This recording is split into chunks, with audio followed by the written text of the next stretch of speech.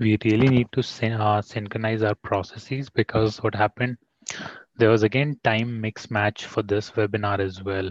Uh, so Citra, who creates this Eventbrite event, she entered the wrong time zone and it was fixed for New York time and not here. So I corrected at the last moment, but we need to check Oh. all of our webinars.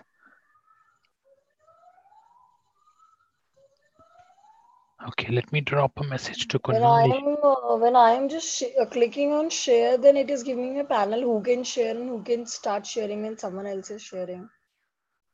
When someone else shares, no, you'll always have priority over everyone else. Okay, I think Kunal has joined.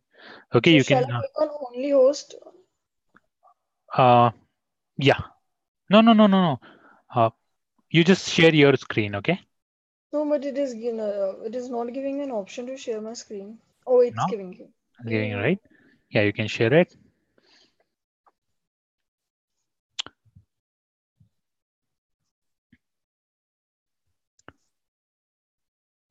Hi Kunal, how are you? Hey, Kunal, can you hear us? Yes, I can. Can you hear me? Yes, absolutely. How are you doing? I'm good. I'm good. Thank you so much for sending everything over last night. No problem. Pleasure to have you.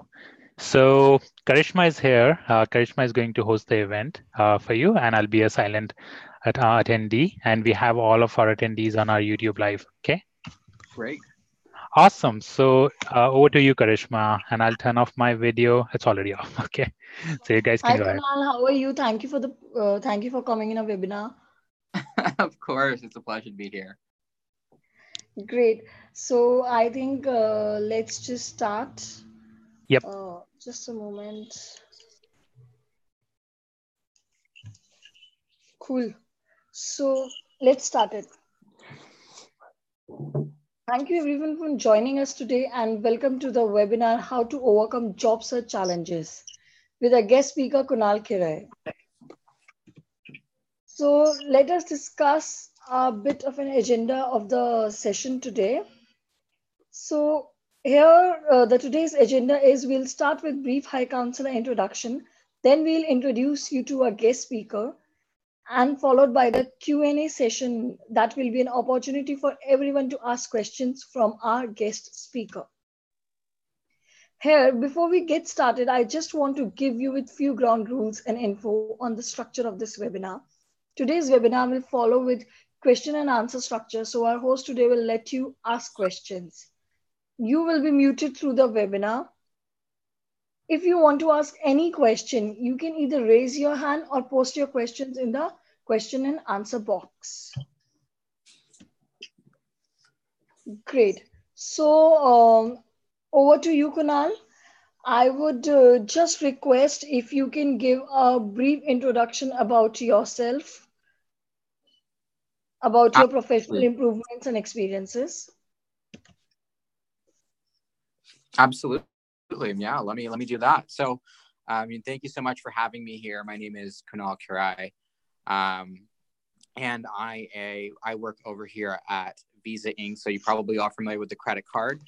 Um, my professional journey has been a really interesting one. I um, graduated from UC Berkeley just a few years ago. And in about short 2 years, I've been blessed with the opportunity to work with different startups in the fintech space, helping them find the right talent.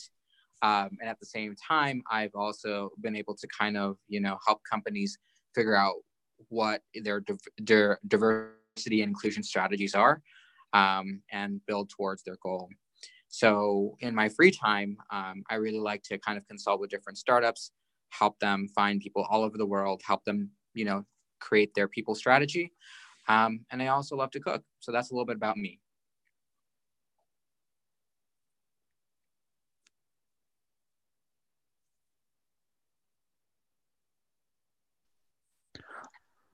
Thank you, Kunal, for your introduction.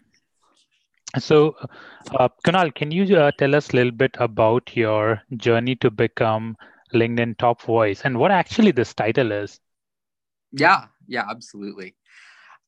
So way back when I was in school, um, I was always wondering, how do people stand out? Um, as many of you know, it is really hard, even though the economy is good, to find a job, especially something that you're passionate about. As a recruiter, like sometimes we'll see 300, 400, 500, up to even sometimes 1,000 resumes for just one position. And so as a student, I started to wonder, like, what can I do to stand out? I was getting towards the very end of my time at school. And I had also thought I was going to be a doctor for that duration. And so having to quickly, change my career choice so fast was really difficult. And so I said, you know what? There's not too many writers out there, and while I was in school, I majored in rhetoric, and rhetoric is just a fancy way of saying I majored in like just argument and debate. So I really wanted to leverage what I knew, what I had read about, people and talent in HR, because at the time that was something I thought, hey, you know what, it's interesting to me. And I just began to write on LinkedIn. And when I began to write, I noticed, people started to engage, and that wasn't something that I ever thought would happen. And I think one of the big key consistencies to success here was, just no matter what, it didn't have to be a really big article, or it didn't have to be anything crazy, brilliant. Just write consistently, write once a week, release an article once a week, and that's it. And after about 3 or 4 weeks, I had the opportunity to, to start speaking with and working with some of the folks over at LinkedIn. They noticed my work. They noticed that my writing was getting engagement, and that, it really created genuine conversations. So fast forward about 10 months later, LinkedIn kind of every year rewards their most, I would say, popular authors with the LinkedIn Top Voice Award, and they've been doing it for about 5 years now, I believe. In 2016, I was granted that, that wonderful title, and they recognized me as kind of a rising student voice, somebody who spoke quite a bit about social issues in business. And on that list were some people like Narendra Modi, Richard Branson. So honestly, I was really blessed to be on a list with such big name people. But that's a little bit about my journey as far as kind of becoming a LinkedIn voice. And, I never even started speaking English. It wasn't my first language. So with a little bit of practice and polish and having the guidance of people, it really got me to, that opportunity. Wow, that's really inspiring, Kunal. So let me ask me another question. Kunal, can you please tell us how to create your own personal brand? Absolutely. That's something I'm really passionate about, because, it's something that most people don't really understand or talk about. But, for people who aren't familiar with personal brand, I always like to say, it's when you leave the room, like, what are people saying about you, right? Your friends, your colleagues, what are the 3 words they describe you as? And so I always say, start there. Like, what do they currently describe you as? And think about what you want to be described as, right? And something that I have realized over time is I want to be recognized for making things easier for people to understand. I want to be recognized for connecting people. I want to be recognized for uplifting people. And so creating my own pillars, really, I started to make sure that my work was geared towards that. One really key thing to personal branding isn't, and this is something I I remember when I started my journey with personal branding as well. I always was skeptical, right? Because there's so many people out there. It feels shallow, and you're on LinkedIn and you're just marketing yourself. It feels weird, and it felt unnatural to me. And really, a personal brand is nothing without the work behind it. And, when you're at your workplace, when you're in school, yes, it's great to be a storyteller, and yes, it's great to, talk about the accomplishments. But if you have nothing to show for it, then you don't have a personal brand, right? You can say certain things, but everyone looks to your actions. And so one thing I say when starting that journey, really think about, what can you do now? What are some actions you can take? Ask people, in your community, ask people in your network, their feedback on your work, on what you're doing, and that will start to inform your personal brand. Listening is such a key component in helping you develop that. Lovely, great piece of advice, I must say, Kunal. Thank you. So here we go with the next question. Kunal, how soon should an applicant start job search? Oh, I love this question. Yes.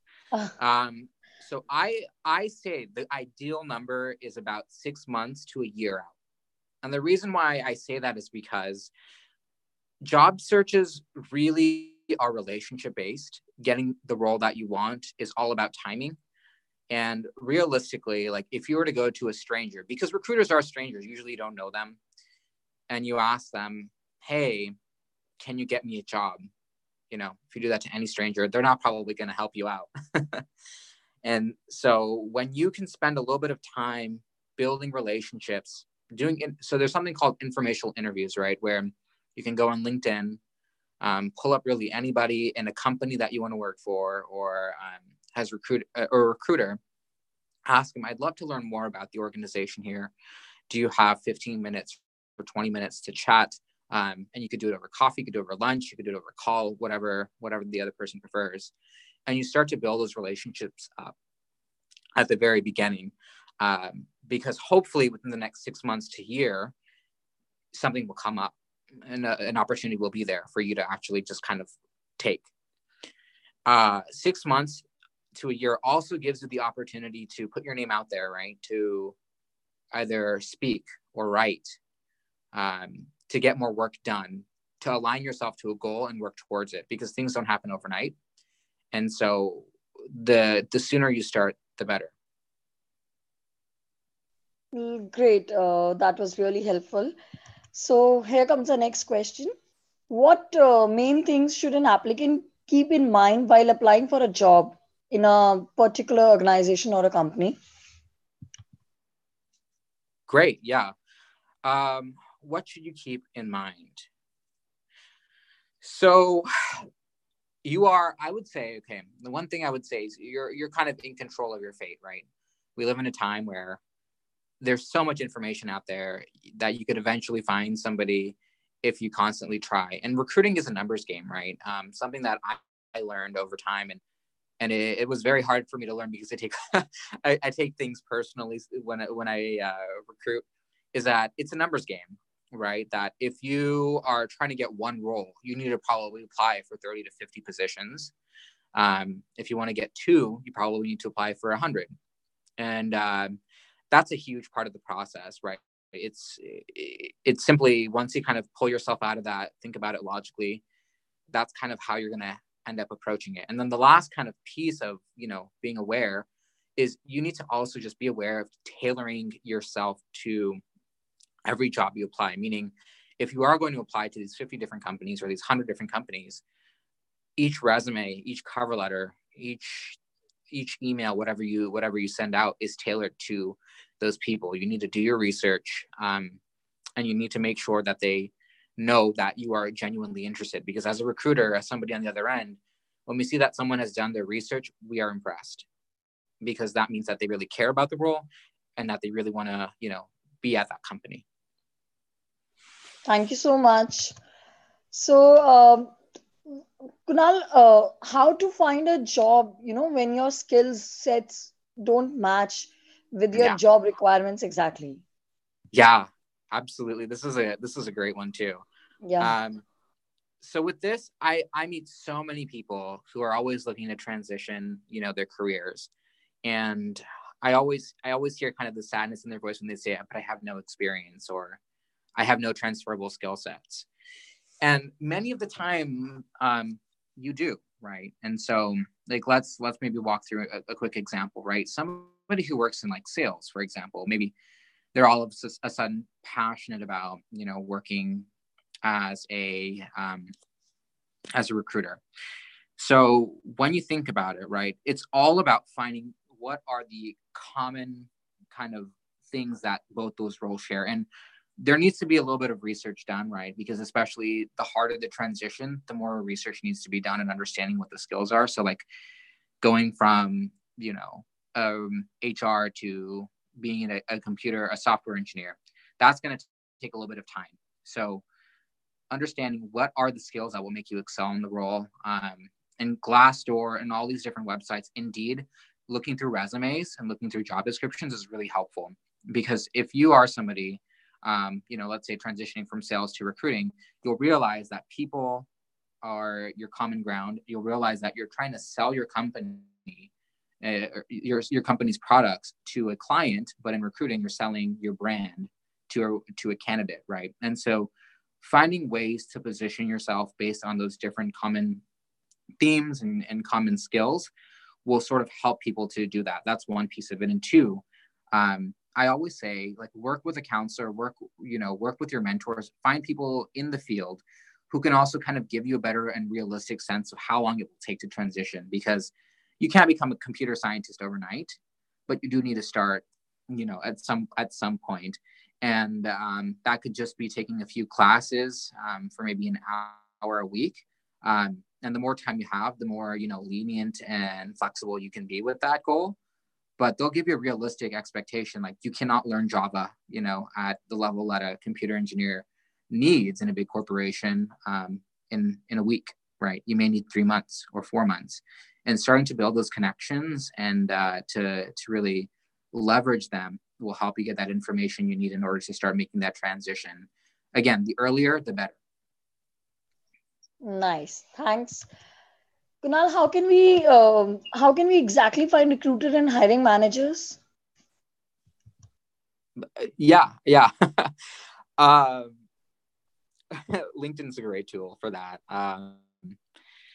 A lot of these days, you will see that, if you just plug in a company, plug in recruiter, you'll find many people, in that company who can help you. And they don't necessarily, like, let's step back, right? Maybe you found a role, but even if you haven't found a role, you're out there 6 months or 1 year thinking about your transition. Really reaching out to any recruiter in an organization is super helpful. Tapping people in your network, who may know a recruiter at their company who can make an introduction for you will also help to kind of get your foot in the door. There's a lot of recruiters out there, like myself, who are always open and happy to have conversations. And it's just a matter of making sure that it's a numbers game, right? You find them because there are a lot of recruiters, frankly. So that's one piece of it. Another piece of it too is a lot of times, especially these days, you're finding that a lot of companies are in the name of candidate experience. They want to make sure they provide the best, experience when you're going through their process, because it is long. Will put the recruiters' names in the LinkedIn ads. They'll put their names in the Indeed ads. You'll see the hiring manager's name sometimes as well. But that's if you have no idea. You're cold calling people within a company. But I would say if you do know somebody, it could have even been an interaction years ago. You can do what many people call like a warm touch or a warm reach. You just message them, hey, I met you at this place. Really appreciated you meeting there. There's this role, or I'm interested in this function at your company. Would you mind having an informational interview with me? Or do you mind connecting me to somebody who can tell me more? I would say those are probably the two best ways of finding and approaching recruiters. LinkedIn is such a great tool these days, especially. And if these people are passionate about hiring you or looking for really great talent, they will make that connection. Thank you for the answer, Kunal. So, Kunal, can you please tell, even though many people go through LinkedIn profile, my LinkedIn profile, for example, but I really don't get anybody calling me for interview. Yeah. Reason for this? Yeah, absolutely. That's definitely a question I get asked a lot. There's about 180 million people on LinkedIn, and chances are you may get hit up once in a while, but it's going to be, it's going to be very, very tough to find a job, frankly, if that's the only method you rely on, right? You have to, as I said earlier, you have to be proactive. You have to be reaching out. I made the same mistake kind of when I was applying for my first few jobs. I said, hey, you know what? I have these great experiences. I'm a LinkedIn top voice. People are going to reach out to me. No worries. And I quickly realized that, just kind of sitting on the sidelines and not really proactively looking for jobs was a really bad idea, because at the end of the day, I own my career, and recruiters are looking for people to fill for a role. And there's going to be many out there who are qualified, and they may never even come across your name. So I always recommend, that you are just reaching out to people and building your networks as much as you possibly can. And, in the Q&A, I can even talk a little bit about like how you can do that. Because there's a little strategy I like to use with doing that without feeling so icky about networking. I know a lot of people do. But really, a recruiter is not reaching out to you because it simply can be that there's just too many candidates, and you may also not have the right keywords in your resume. And that's simply just a random chance error. So reach out. That's my bottom line message. Great. I believe this message of yours will really help every aspirant, I would say. I'm glad. So, uh, how can we create a noticeable resume? And, the key points to create an amazing cover letter as well. Yeah, absolutely. That's a great question. So one resource I would like to recommend is so the former SVP, Senior Vice President of Google, Laszlo Bock. First name is Lazslo, and then last name Bock, Bock. He wrote an awesome LinkedIn article about 5 tips that you can use to improve your resume. Now, just give it a quick Google search, and you can definitely find that.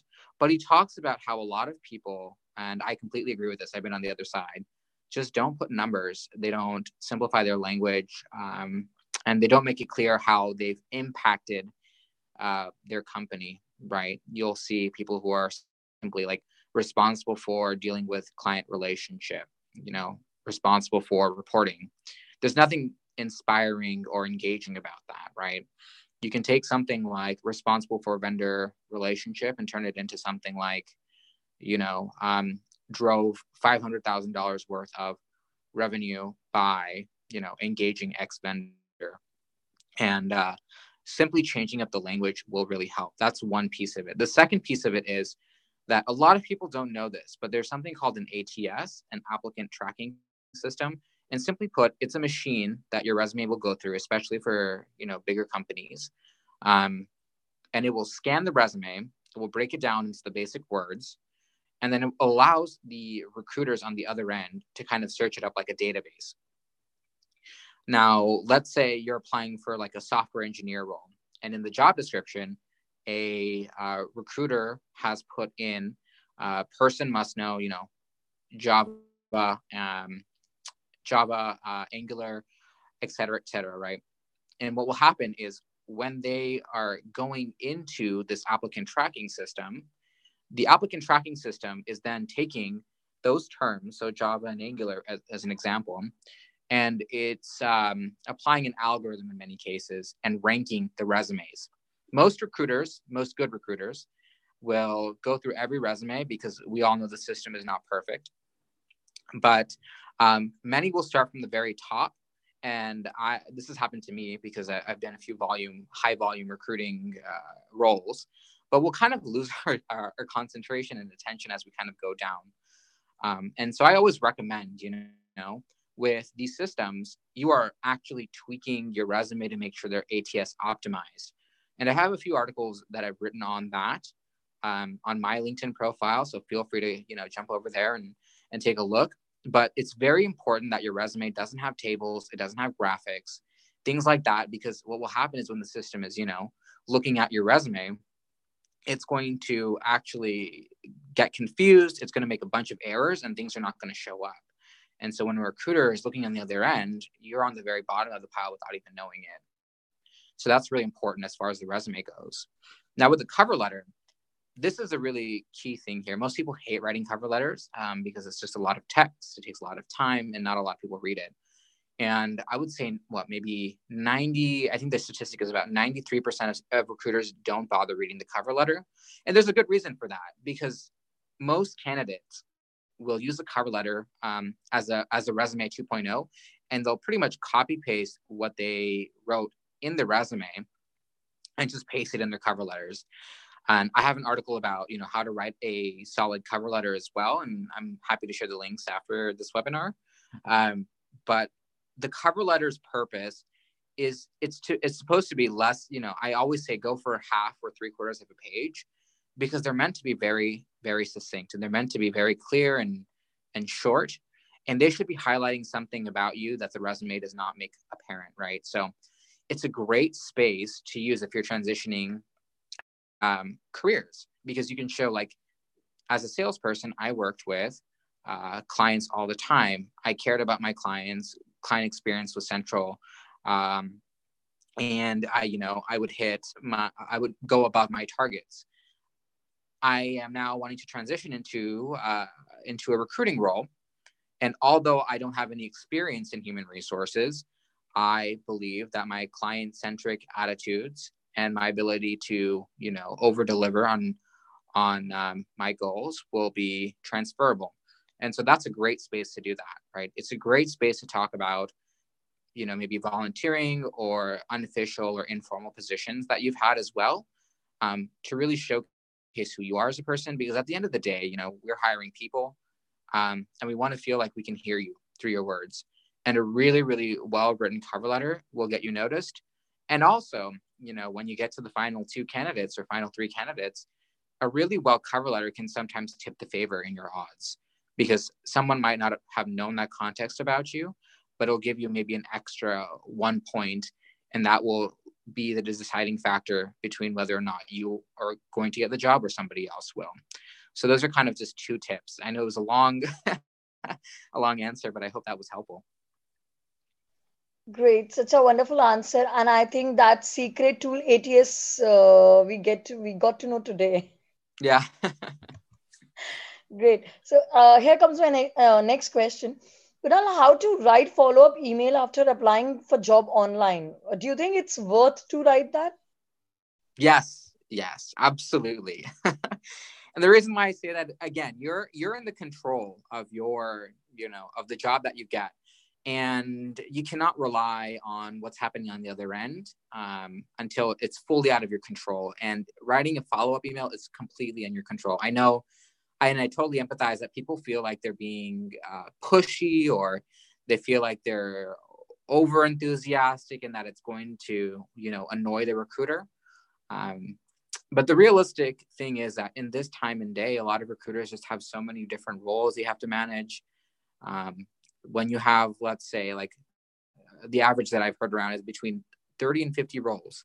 And if you consider that each of those roles has about, let's say, conservatively 100, applicants, that's already 3,000 to 5,000 people that they're dealing with, right? And it's so easy for an email or a request to go unnoticed because the inboxes are just flooded. There's too many notifications. The recruiters are, too busy dealing with screens and whatnot. So always reach out when you can. As etiquette, I say try to reach out once a week if you are worried about being too pushy. And I would probably aim for, maybe Wednesday or Thursday when things slow down a little bit, because Mondays can be pretty hectic for most people. And Fridays, people are kind of already zoning out. But that's something that I would definitely say. And, as far as just writing the email, it's always good to be like, hi, hi, Kunal. I just hope you're well. I just wanted to kindly follow up and see what the status of the role is. Simple one-liner will be enough. Great. Thank you. Thank you for the lovely answer. Kunal, can you tell how to make your LinkedIn profile look impressive? I'm sure this is the best question which we can ask. Yes. Yeah, absolutely. So the best way is really on what you're, people use their LinkedIn for different things. And so if you are looking to use LinkedIn to, land a job, that's great. But even what's more wonderful and what recruiters, I think, are usually looking for is they're looking for the thought leader, right? They're looking for the person who's going to change their field, the person who's going to drive results beyond the job description. So what can you do to really improve your LinkedIn? I would say, one, look at all of at the very basic level, look at all of the kind of things that your role is looking for. Again, if you're being a software engineer, or you're trying to become a financial analyst, what are the skills that are necessary? Fill those out so the keywords are there so recruiters will be looking for you. That's one important thing.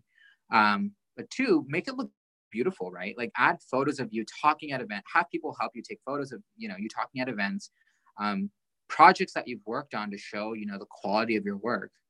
And then of course, three, one thing that people really don't do is actually share research. It doesn't have to be from your company, but it could just be anybody on that topic to your network. And it doesn't have to be a big one, but recruiters can see that, right? And if you're even able to start writing even just your reflections on maybe research that comes out, that really will differentiate you, because recruiters are keen on learning more about people. And in this day and age, we do a lot of internet stalking. We want to know what you've done outside of your work. What have you done for your company? And so that's probably what I would say. And, I help people with that. And if that's something that you're looking to do, you're excited to write, even if you don't have the writing skill, it can be taught. I'm more than happy to help. Great. Great, Kunal. Thank you for this. So, Kunal, we have one question Great. with us. So would you like to share some best practices for phone interview? Yeah, that's a great one. Phone interviews are difficult because you can't see the person in front of you.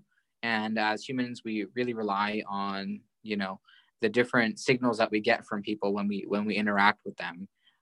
Smiles, nods, people moving in closer to show interest. Those are all things that we generally pick up and make in-person interviews easy. One little tip I like to use is take a picture of a family member, you absolutely love, a pet, a close friend, and tape it to a wall near you where you're taking your phone call. What tends to happen is you tend to smile more when you're talking, and the voice comes out more natural, become more warm. And you can practice this without doing a phone interview at first, and see the difference before. It's noticeable. And when I was in school, when I've interviewed in the past, I took that little tip, and it helped me so much. Like in my feedback from these recruiters, it said, you sound very warm and personable, and this is not something that we get. So that's one piece of it. Two, I always say, if you have your computer with you as well, because, recruiters don't know that. They're just on the phone with you. Have it up. Have some research up. Have your resume up. It allows you to kind of walk through things easier. And for somebody who may not necessarily be, too savvy with speaking over the phone, pre-write maybe some of the answers to the most commonly asked interview questions, right? So what is your strengths? Tell me about a time you failed. If you have those bullet points, you can always reference them. With combination with like pretending to talk to a friend or a pet, they come out very natural. I would say that's something that's really important. Great. Very creative answer, I must say, placing a photograph in front of us. It was really nice. So, another question, can you please just tell how to create a good impression during on-site and in-person interview? Yeah, Views absolutely. about it. Yeah, ooh, that's a great one. So one, I'll start kind of backwards, right? No matter how well or how poorly your interview went, sending a thank you note almost immediately, right? I would say I always aim for 8 hours or less, but 24 is fine as well. Send a thank you note to all of the people who you interviewed, right? And if you don't have their emails, send them a LinkedIn message, and be very specific. Don't simply just say thank you for your time. Say thank you. I learned X from you. I was very thrilled or excited about the company's prospects. but most importantly, your passion showed, blah, blah, blah, whatever, right? You want to be very specific about 2 or 3 things that you actually picked up and you really liked from that interview.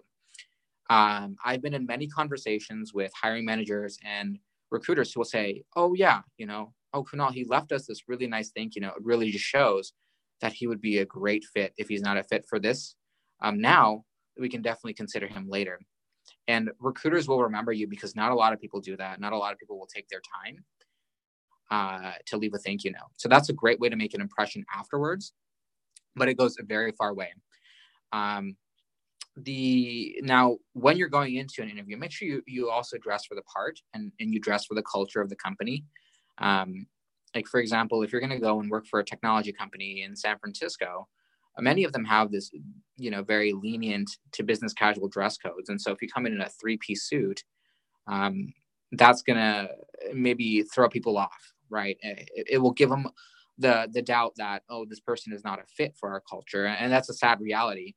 But making sure to understand what the company is like. And you can get a good sense of the dress code by the photos, right? If you go on their About Us page, or when they talk about diversity and inclusion, any of their career pages, see what the people on their photos dress like. That's generally a good tip if you don't have an idea. But certain industries generally tend to dress a certain way, right? Finance is a little bit more traditional, business casual to business formal. Technology is usually a little bit more from informal to business casual. And then, it depends on others, but that's probably the biggest way of doing it. And then the last thing I would say is, while you're on site, make sure you're on time, right? Show up at least about 10 to 15 minutes before, no earlier. The reason why I say that is because if you do show up 30 minutes or an hour early, sometimes the hiring manager, the people who are interviewing you, will feel pressure to come and pick you up. And if they're in the middle of something, that could lead to kind of a bad impression. And then, too, I think just being yourself is so important, right? Like, I know that many people want to make sure they show their best selves, but something I've learned with working with over 500 people, landing a job, is when we're honest with ourselves and when we're there and asking questions and engaging truly instead of trying to impress, that really does help. I've noticed that the ones where I'm asked to kind of even come back myself is when I'm just asking questions. I'm not thinking about, am I going to get hired or not? I'm thinking about genuinely, like, does this company have a future? What can I add? How can I add value? There's this thing that I have noticed about your company. Can you tell me more? And what are you doing to solve it? What's on your mind, right? Questions that the hiring manager interviewers are thinking about on a day-to-day basis while they're there. And just being genuine about it. I think that's also super helpful. Thanks a ton for the answer, Kunal. So here comes another question, or a final question, I must say. What advice do you have for current student to be successful during school? During school, I like that question a lot. So in this day and age, grades don't really cut it in making yourself stand out.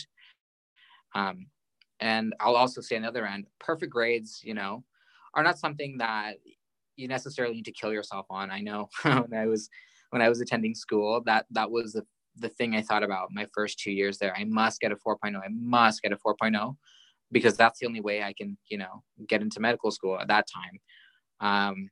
But the reality of it is that a lot of companies are finding that people need experience. They need to be working in the field. They need to be doing things. Because ultimately, in order to get a job, especially out of school, you need to have experience. And it doesn't have to be formal experience. It doesn't have to be an internship, but clubs, volunteering, working on something entrepreneurial, maybe a startup idea, hackathons, working on projects. So those are the things that make you kind of stand out. And it goes back to really, again, like planning 6 months to a year out, thinking about what are things that interest me, right? I mean, I always hate the conventional wisdom of find your passion, or, find your passion. Your passion's out there. You'll, once you do it, it's your job, right? But for me, it's develop it, because there's already things you like, right? There's things that you care for, and over time, spending more time doing those things will end up, helping you. But I would say, going back to what makes you successful in school, think beyond the grades. Think about, what experience do I need now, that I need to invest in now to help me get the job that I want. On top of that as well, you should be networking with people as much as you possibly can while in school, because you never know where those connections are going to go. You never know what perspective they're going to add to you. And college is one of those unique opportunities to be in a place with so many brilliant people who are just as ambitious as yourself, in a close environment, and the ease that you have to connect to professors, to connect to students, to connect to your teacher assistants, anybody. You will not have that outside of school. And so starting to build those relationships can give you opportunities. And my easy way of kind of networking with people is not to necessarily go in with the idea that you want to get something out of it, but going in with the intention of just simply learning more, right? Learn more about yourself. That's fine. Learn more about the other person, what they do. And something I like to do is say, hi, my name is Kunal. I'm passionate about something. And if you want to learn more about X, I'm more than happy to do so. Right. And so that can generally start a conversation off right on the right foot. So I've noticed that's really helpful for professors. That's really helpful for opportunities, because everyone, needs to stand out. And by taking that first step in networking and doing things beyond the grade will help you do that. Great. Thank you for such valuable answers, Kunal. Of course. So I will just take few minutes, for sharing some information about High Counselor with Great. everyone. So High Counselor is an online platform where High Counselor is an online platform, where people can get the counselors to help them in their career, and job seekers as well, and students who can land in their own dream job, and who can land in the dream job, and they can even get the company that they are looking forward for. I'm sure you all know today that landing into a dream job or getting coaching or training from a company insider can dramatically increase your job chances, I will say, and makes you the right fit for the right position. So I will request everyone to just go through the High Counselor profile once and see what all benefits we are providing you, like one-to-one training sessions we give you. We let you conduct the mock interviews with the counselors, and give you some career advices by the counselors, and even help with the resumes and the cover letters. This all, whatever help is being given to you, is are being given by the company insiders, so they guide you and mentor you how to crack your interviews. So we solve this problem of everyone by connecting job seekers and people for mentoring you. So what does High Counselor exactly do? Suppose I want to get a job at Facebook, and I could log into High Counselor website or mobile app, search for the current employee working at Facebook, and immediately book a phone and email appointment for tips and career advice. Yes, what you can do is you can take one-to-one coaching from someone working in your dream company. Our counselors work in top companies in product technology or consulting domains. If that is target industry, definitely check out highcounselor.com for all the counselor present from different companies here. So all of you, what you can do is you can you can just click on the YouTube channel of ours and click on the bell icon to register for the future interviews. And I'm sure you will not gonna miss it, because they would be really helpful for you. Even you all can do is, if you enjoyed this session, you all can share it on your social media platforms to help your friends as well to reach High Counselor. Finally, I hope you all found this webinar helpful. We'll send you a survey in the next couple days. We'll be hosting events like this regularly, so please let us know what you think so we can ensure that you get maximum benefit and valuable info from these webinars. We'll also send you an introduction package to the platform so you can learn more about it. So thank you everyone for joining this webinar, and thank you so much Kunal for the participation and giving such valuable answers to us attendees. Thank you. Absolutely.